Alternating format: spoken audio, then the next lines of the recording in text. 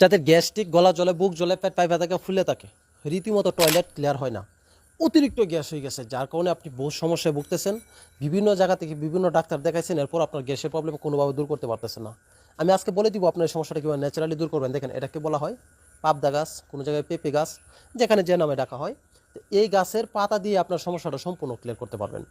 এই পেঁপে গাছের পাতাটা আমি যে প্রসেস বলে দিব, আপনি যদি এই প্রসেস অনুযায়ী যদি খান, তাহলে আপনার গ্যাস্ট্রিক, গলা জ্বলা, বুক জ্বলা, পেট পাইপা থাকা, ফুলে থাকা, এই ধরনের যত সমস্যা আছে এটা সম্পূর্ণ ক্লিয়ার হয়ে যাবে ইনশাল্লাহ। বেশি না, মাত্র 2 থেকে 3 দিন খাওয়ার পর থেকে আপনার পেটে কোনো গ্যাস থাকবে না। গ্যাস্ট্রিকের জন্য আপনাকে কোনো ওষুধ খেতে হবে না।